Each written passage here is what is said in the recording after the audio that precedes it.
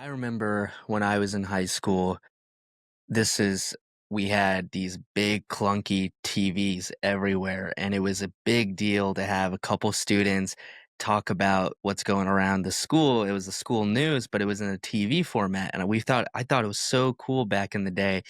I could only imagine, how also important doing the school newspaper at your time was because, getting news was not the most accessible even when I was in high school because there was no algorithm. It was just people posted on social media, but it didn't really go anywhere. So news still had to be filtered out to find. I mean, that's got to be an incredible experience to have a voice like that. My journalism colleagues thought I was a little nuts. So instead of hard charging, going ahead with these stories we were going to write, I did something completely different, but it worked out for me in the long run. Yeah, yeah. And it's interesting when you talk about religion and I'm not sure how much exposure you've had to, the current generations, but it seems like from my observation that regardless of where your faith is, that the idea of faith itself has maybe diminished some or is just not as prevalent as it was. Have you noticed that? I think it just depends on the circles that you're in, but yeah, a lot of my books are faith oriented. I've done biographies on a lot of different people like Billy Graham and Chuck Colson and people like that. I've also written biographies on well known people like Vanetta Flowers. She won the first gold medal for any African American in the Winter Olympics, and she won the two-person bobsled in Salt Lake City. And so I wrote her book for her. I've just learned a lot from writing these stories about people over the years. It's been a great experience for me. And you mentioned you got a writing major in college I did. or I majored in journalism. Yes. gotcha. I have to say when I was going through college, I was studying pre-medicine, but you can pick whatever degree you want. So I picked anthropology and theology. And I Wow. think yeah, and I think one of the best parts about picking humanities majors were the writing aspect and the speaking aspect, which in especially in the pre-medicine field is non-existent. Um, but I learned a lot through writing and speaking and researching, which I just don't think there's as many majors that give importance to that anymore, especially because what I've heard is the degrees for writing majors have also gone down. Yeah, yeah, they have. The whole world of journalism has deteriorated over the years, but it's still an important part of our society and everything. I agree. I think it's really important because it teaches you how to formulate thoughts, right? Rather than just kind of Right. blurting out. So so I wanted to ask, some of the values that you gained behind your skill set, right? Because you've posted a lot of blogs, you've made a lot of books, so that takes a lot of discipline, consistency, patience, right? I'm sure your first books weren't as good as your later books and this natural progression of getting better, right? So what was your thought process behind all that? Yeah, there definitely is a process that I had to go through. I started in the magazine world. A lot of writers want to start with a book, but you can actually reach more people with a magazine article than you can with a book. I mean, in the book world, for example, we sell 5,000 copies of our book in the lifetime of the book. That's a good number for us. But in the magazine world, it's very easy to reach 100,000, 200,000, half a million people with your magazine article. And so I always encourage people to write magazine articles because you can learn a lot as a writer and you're working with a shorter piece of writing. I mean, typical book is, 50, 75, 100,000 words. It takes a lot to get that kind of thing done. Where a magazine article is maybe 1,000 words or 1,500 words. So or 500 words. And you learn a lot in that process because you learn how to write for a particular audience, a particular reader. You learn how to have a good headline, how to have a start good, have a good beginning, middle, end, have a point to your article.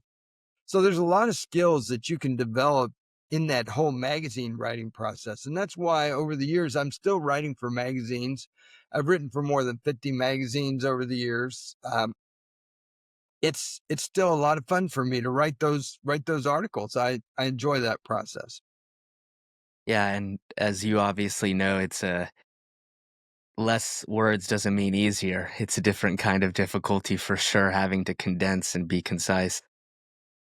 It does, and it's but I have friends, for example, that write a series of magazine articles, and if they write it like on all on a similar kind of topic, and they put that together, and they do their rights right when they send a magazine article, that those series of articles can be chapters in a book.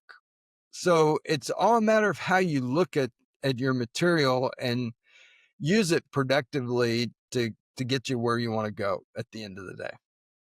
Yeah. So you've been in this publication, writing, blogging space for a while. Would you say it's saturated, the market? Is it far more difficult to want to starting a book? I mean, there's so many books today. There are none of us could read all the books that are pouring out into the market, but you know, I really do believe the good stuff rises to the top. So there is still a very much a commitment to excellence, to good storytelling, all that kind of thing. And so um, I'm not too worried about the volume of material that's out there. There's a lot of different ways that people can get published these days. And so I just encourage people to, explore that and find the right one for them at the end of the day. Yeah, I like that logic because I mean, I guess that applies to any field, right? Somebody could say the same thing for me starting a podcast a few years back. There's so many bigger name podcasts. There's a lot of podcasts, right? So it's really about just, I guess, improving your craft. It is, and then using whatever tools and means you have to spread the news and the message about that craft that you're putting out there. So then I guess my next question would be what makes a good book a good book? Yeah, that's a really good question, but um, those of us that have been in publishing, I mean, I look at a lot of unpublished material that people send me all the time as an acquisitions editor, and really, if I read a page or two, or sometimes even a paragraph, I can see whether this person really understands who their audience is, who they're going after with their book, whether the book has the right number of words that's going to be actually look like a book when we make it. There's just a lot of different factors that I look at in that process. And there is a there's a form within the publishing world that we look for, and it's called a book proposal. And basically that proposal is your business plan as an author that says, you know who your readers are. This is who you're going after. This is who the competitive books are that are similar to mine. This is what I'm going to do. Here's why I'm the person to write this book. And it takes a lot of work to write one of these book proposals. I've written a couple of proposals that have gotten six-figure advances. Actually, now I have long stories about what happened to those books and why they didn't succeed in the market. But as an acquisitions editor, I wrote a book because I wasn't getting the type of submissions that I really wanted. So I wrote this book called Book Proposals That Sell 21 Secrets to Speed Your Success that I put out there. It's got over 150 reviews and 5-star reviews. People have used it to get an agent, to get an advance. All kinds of great things have happened from that. But publishing's changed a lot since I wrote this book. So couple years ago, I wrote a revised edition of this book, and so I have that out there. People can get that ebook version of that for free from me if they go to bookproposals.ws. Now, for website, bookproposals, plural, .ws. And the reason, uh, why would I give that away, Shiva, to people? I give it away because one of the things that we've learned in publishing, particularly at Morgan James, is that if somebody gets that ebook version from me, even if they get it for free and they start to read that ebook version, there's a high probability that they're going to turn and buy the print copy of the book. So that ebook version really drives people to buy more print copies of the book. Um, when ebooks came out, we all thought print books were going to disappear there, but that didn't happen. And actually, worldwide, they've pretty much proven that it's like 80% print and 20% ebook. Um, our our print books are not going to disappear. They're going to keep on going out there. Yeah, I think I can attest to that too. I generally what I do now is I'll get an ebook copy first, see if I like to read the book, if I like the book, and then if I like it enough, I'll just get the physical copy as well just to have it any moment. Makes good sense to me. Yeah. Now, you talk about this proposal, which I didn't even know was part of the process, which is really interesting because it's almost like in science where you have, before you do any testing and stuff, right? You have to have a proposal for your experiments, so or business, right? So it's very interesting. But I guess a question that I had was, is that a standard procedure when someone is writing a book or any piece of writing? They should think about the audience in mind first. Yeah, you've got to identify your audience. I mean, I'll talk to writers and they'll say, "Well, my book is for everybody." Well, that's not really true. No book is for everybody. Every book is, if it's really done right, is usually has a primary audience, a secondary audience, and maybe a tertiary audience. But you know who, if you've written it right, you know who that book is for. And that book proposal is an important document. Now, I freely admit it's a lot of work to put one of these book proposals together. But even if you self-publish, or if you use a hybrid, an independent publisher or a traditional publisher, no matter which way you go, you should really do one of these proposals because it'll help you refine your idea and make sure you have it on track when you put it together. Even if you've done a children's book, you really need to kind of know some of these things in order to get it out there properly.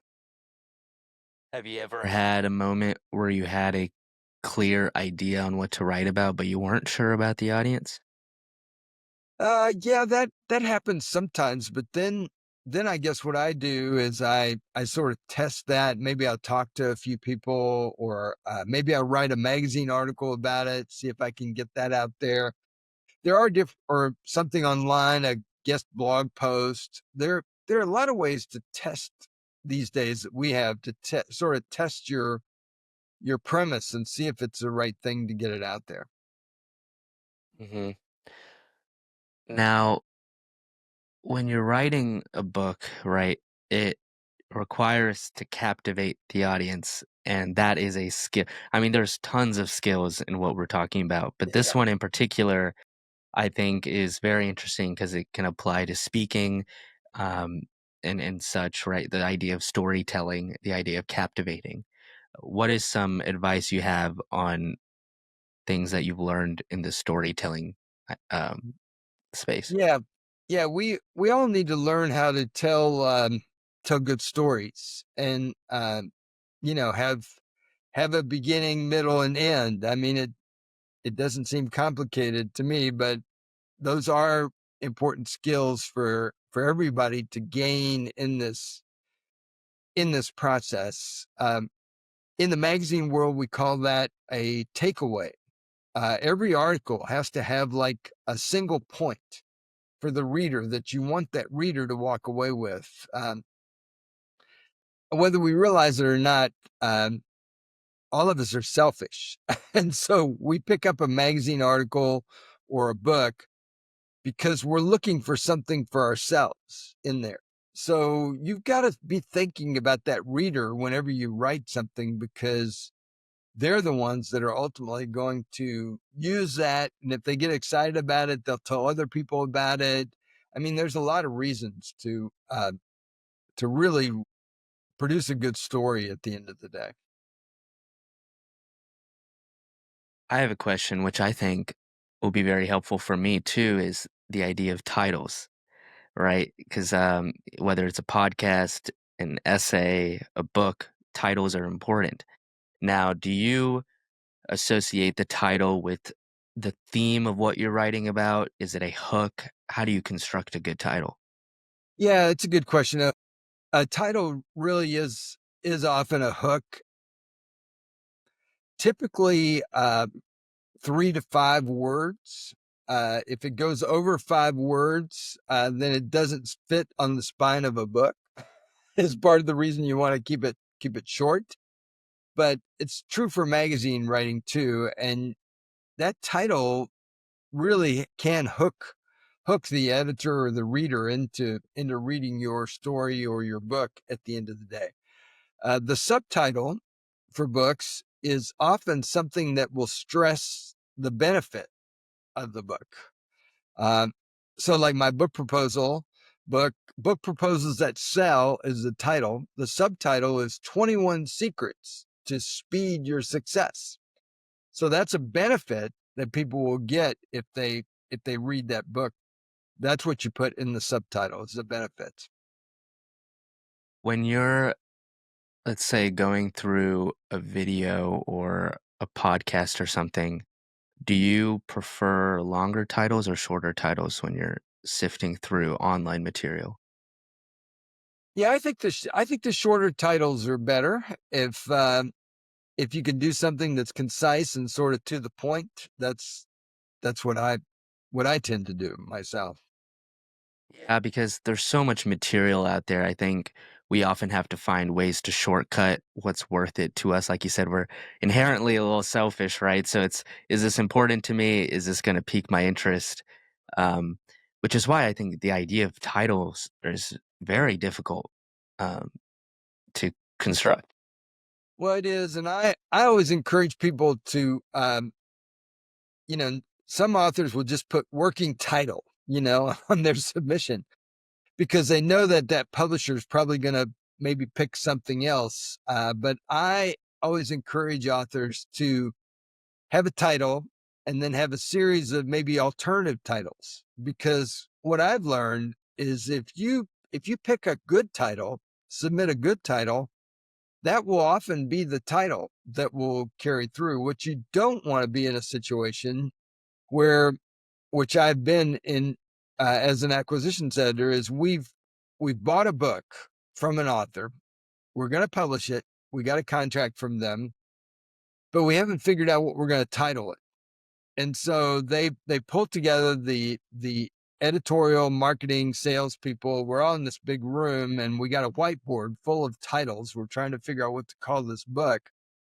The one person that isn't in the room when that happens is the author, which is which is bad, I think. So you as the author, the best way for you to be in the room is to, first of all, propose a good title, but also propose a series of alternative titles, because they may look at those alternatives and say, well, we can't really publish this title because there were 3 other books that are very similar to that title, but this alternative, we really like that one. So let's go with that. So you'll have a say in the process if you do the right thing when you send it in. So, what makes a good title is the main title being 3 to 5 words of a hook, subtitle being the theme, you said, or is it Subtitle stresses a benefit that the reader's going to get by reading that book. okay? So then once you have that together, which is half the battle of the cover of the book is the illustration portion or the aesthetic, right? Right. Yeah, yeah, there's a lot of detail with the whole book publishing thing. It has to have a good cover, it has to have a good back cover. Maybe you have somebody, if it's a nonfiction book, that's going to write the forward for the book. Maybe you have a good blurb endorsement from somebody well known for your book. There's a lot of there's a lot of techniques for the whole process to be able to pull it together right. That's for sure. Mm. Is there a reason why many books are in the hundreds of pages? We don't see as many books that are, 50-page books or very short reads. I know they're there, but it seems like standard there's, you know, an average of 100 to 200 page books. Yeah, part of that is because in the bookstore, most books are spine out. And so all you see is this much of the book.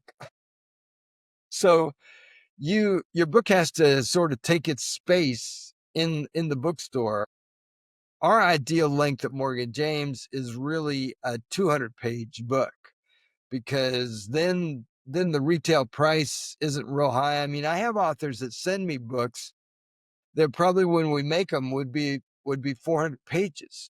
Well, that's like a, a Harry Potter or Lord of the Rings type book. And those books have a huge retail price. And in general, they don't sell very well. So you've got to kind of think about all those details to put it together right. That's really interesting because I think the average person would just walk by and not realize the amount of thought that goes into even just the idea of judging a book by its cover, right? It's true. I think that's so interesting. That's a lot of marketing and stuff, I would say, that you had to learn. Yeah, they do. And most of us as writers are introverts. We don't know anything about marketing or how to get our book out there into the market, but you can certainly learn that material. And so I always encourage authors to reach out there and learn that material. Get to a writers conference. A lot of people have never been to a writers conference, but that's a great place because you can meet people, you can learn a lot, you can make the right connection. I often tell people who they know is almost as important as what they know. So you've got to get your book to the right person in order to be able to get your book published and or get your magazine article published. You've got to make that right connection out there.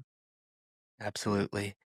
Now, let's say that, the audience is listening to this and they they want to start writing, maybe not a book, maybe a book, but just writing in general. It could be a blog, it could just be, slow start. What are some recommendations you have for someone who's new to all this? Well, if they're new to this, what I find a lot of times, Shiva, is that many of these authors have uh, unrealistic ideas and unrealistic expectations. So part of the reason that I've written this book, 10 Publishing Myths, is because I really want to help people understand the publishing world and really have realistic expectations as far as what can happen for them. I'm actually helping people get this book. If they go to publishingoffer.com, simple publishingoffer.com, you can get this book for me for only $10, including the shipping, along with over $200 worth of bonuses. And part of why I want people to get this, it's not a very long book, but I really shaped this so that people could see that there's something they have to do in the process in order to be able to get their book out there and have it succeed. Um, my wake up moment when it came to publishing, um, in 2007, Mark Victor Hansen, the co-author on the Chicken Soup for the Soul books, was having this event in Los Angeles called Mega Book Marketing University. Uh, he invited me to go out there. I was a literary agent. I had a little literary agency in Scottsdale, Arizona. So I flew out to Los Angeles, uh, took pitches from people during this event. There were 400 people there at this event. And at that point in my life, Shiva, I'd written about 50 books for traditional publishers. Publishers were making pretty books for me. They were getting them into bookstores. Two of my books got six-figure advances. And but what happens in the publishing world is publishers, sometimes once a year, sometimes quarterly, will send you a financial statement about how your books are doing. How are they selling? All of the statements that I was getting were in the minus category. I couldn't figure out why in the world my books weren't selling out there. And so at this event with 400 people, I sat there and I listened to all the speakers. And it's almost like about halfway through that event, it's almost like I woke up. I was asleep and I woke up. And it's because one of the speakers was the other co-author on the Chicken Soup for the Soul books, Jack Canfield. Now, Jack has written this book called The Success Principles. And it really lays out what does it take to be successful out there in whatever field you're in. Well, the very first success principle says that I will take 100% responsibility for my own success. Now, none of us want to take 100% responsibility. We want somebody else to do it. We want our publisher, our publicist, our editor, please, somebody other than us. So, but during this event, I took a hard look at what I was doing and I decided to take 100% responsibility for my own success. Back then, all I had was a terrywhalin.com website. I wasn't really doing anything to be telling people about my book. So I started blogging. They say there's over 600 million blogs out there. I have over 1,700 entries in my blog. I blog every week. About a year ago, I found this article that said that I was one of the top 27 content producers out there, along with like Seth Godin and Ryan Holiday and Jeff Goins, people like that. They had my name in there. It's because I have a huge volume of material that I've produced over the years. It's free. People can get it. They can learn a lot from me out there. And so I really decided to take action. And that's what I really do encourage people to do in this 10 Publishing Myths book is to take action. There's things that they can do themselves. People forget that those Chicken Soup for the Soul books, they were rejected over 160 times. That's a lot of rejection that those guys got. And they finally found the little publisher, Shiva, in Florida that was going to publish their book. And they told their publisher that they were going to sell 1 million copies in the first year. Their publisher laughed at them. They hadn't sold 1 million copies of anything at that point. They thought that was ridiculous. But those guys, Mark Victor Hansen and Jack Canfield, they followed what they called the rule of 5. They got up every day and they did 5 things to tell people about their book. They did a radio show, a newspaper article, a magazine article, a television show, a podcast, something to be telling people. It took them 1.5 years to sell their first 1 million copies. Now that series of books is one of the most prolific, best-selling titles that are out there.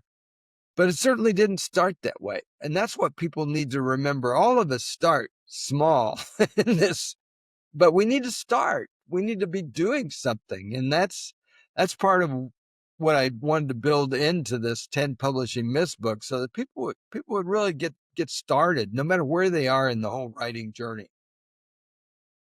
Yeah, I know you've posted quite a bit of blogs and published quite a bit of books now, but what was if any, um, qualities that were holding you back when you first started? Was it fear of judgment? Were there anything like that when you first began?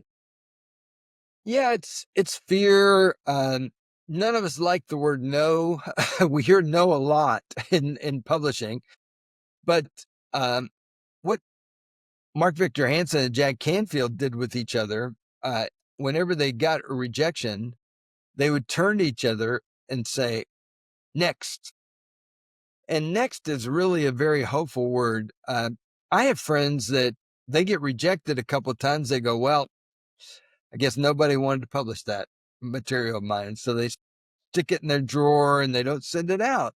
Well, that's a mistake because the only person that can really stop your material getting out there is you. So don't don't stop, find the right connection, find the next place that's going to be the right fit for you. And it takes a lot of work to find that right connection out there, but it's all a part of the process. Sure, you may be afraid, you may not want to do it, but even if you feel like that, do it anyway because you're driven. You really are passionate about it and you want to get it out there. That you've got to take action in order to do that. The human mind is very interesting, right? There's billions of people in the world. Two people tell you no, and you extrapolate that and say, "Oh, looks like nobody wants it," right? I mean, it's so interesting, but it's relatable. I mean, none of us like to hear no. You hear no and you think that's how everybody must think. Um, but I think it's like anything else, it's a numbers game. Yeah, it is. And it's a matter of finding that right fit for you, and it's different for every person. I mean, maybe your thing is really to take control and to self-publish. Well, I've met a lot of people that have self-published that their book has done hardly anything. It's very done very little, but maybe it had a poor title, poor cover, maybe it was edited poorly, maybe they went with the wrong publisher. I've met authors that have spent $10,000, $15,000, $20,000 on their self-published book. Well, that's a mistake. They shouldn't be doing that. They should type that publisher name into Google along with the word scam or complaints and see what comes up. I mean, there's some really practical things that everybody could do. I mean, every publisher has people that complain about them. I mean, even at Morgan James, we have people that complain about us. That doesn't mean those complaints are true or validated. I mean, we've been around over 20 years. We produced over 6,000 titles, sold over 20 million books. So obviously we're doing something right out there, out there.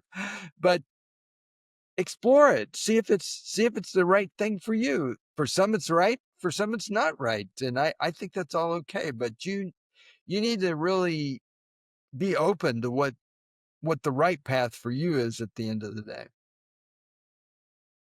Is there anything in the publication process between fiction and nonfiction that a general reader might not know about?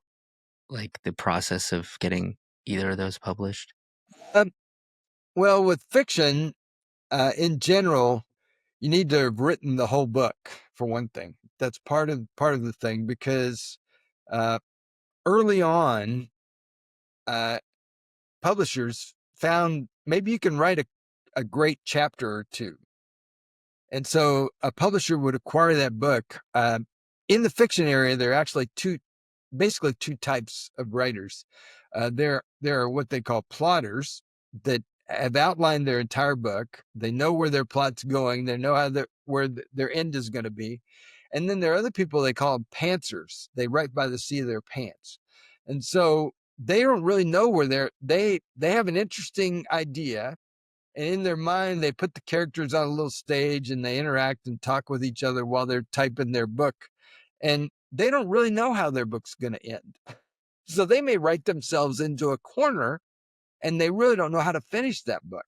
Well, that's a problem if a publisher has invested a bunch of money in you and contracted your book and you don't know how it's going to end. So in general, with fiction, you got to write the whole manuscript. With nonfiction, you can write a couple of chapters along with this book proposal, and then get a book contract to write the rest of the book. So it is different between fiction and nonfiction in this process. Does fiction also do a book proposal? Fiction does a book proposal because that proposal tells them who the competitive titles are, what kind of marketing that person is going to do, who they would know to maybe endorse or write blurbs for the book. Um, all those kinds of things. So yes, fiction and nonfiction needs that book proposal at the end of the day. Yeah. Well, Terry, as you know, this show is called Learn or Be Learned, so I love to ask my guests this closing question, which is, what is one life lesson that you learned that you'd like to leave the audience with today? Yeah, I guess the one life lesson, Shiva, that I would like to people to understand is, I mean, you and I have talked about hearing no and rejection a lot. And as writers, we do hear no. We get ghosted. Editors don't respond. Agents don't respond. But what I'd tell you is that I've been in some of the top literary agencies and top publishers in New York City. And when I meet with these people, they're always asking me, okay, Terry, where's the next bestseller? Where's the next best-selling nonfiction book? Where's the best-selling novel? And so listeners should really understand that they may not be responding to you. They may be telling you thanks, but no thanks. But all of them, whether they're saying no to you or not, they're all reading their email. They're all reading their physical mail. They're looking for that diamond in the rough because we want to publish the right books. And so I'm looking for it. I mean, that's why in my ex Twitter profile, I have my personal email right there because I want people to reach me. Uh, People tell me that I'm one of the most accessible people in publishing because I answer my email, I answer my phone. I want people to be in touch because that's how we can connect and we can really find the right book for you to publish. Yeah, like we talked about earlier, hearing that no can be difficult, or even not hearing anything at all can be very difficult. But also, something I've noticed is consistency, reaching out again. I mean, you know how it is. Sometimes you're just bombarded with different messages, you don't get back to it, or it gets lost. So sometimes it helps to reach out again. 'Cause you never know, and maybe they'll give you a response and say, "Not right now," or "This is not the type of, topic we're looking for," but like we talked about, there's gotta be someone out there, right? Yeah, and reaching out again, you kind of have to be careful about how you do that too. I call that the gentle follow up that you want to do because uh, if you push for an answer, you know the answer is going to be no. No, thank you. So it may be Yeah, very polite, but it's no at the end of the day. So what you want to do when you follow up is you want to reach out to them and say, "Did you get this?"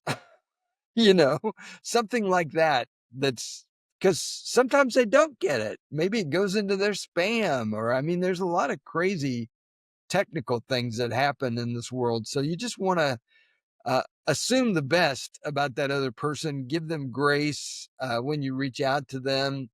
Uh, I had an author just yesterday, reach out to me. Uh, she had sent her children's book to me months ago. We acknowledged it. We didn't process it. My fault. I missed it. I haven't done it, but I'm going to reach back out to this author this coming week because she approached me and says, "Hey, now that we're through the holidays, could we talk about my children's book?" And I'm like, that was a wise approach that she took. She didn't blame me. She didn't say, "You turkey, you didn't respond to me. I sent this in August and right. I never heard your decision." She didn't say that. She did it in the right kind of way. So, be wise about how you're interacting with people at the end of the day. You don't want to offend them. You just want to keep things moving at the end of the day. Absolutely. I think, the gentle nudge, but also, it depends on the scenario. Another version can be somehow providing a little bit of value.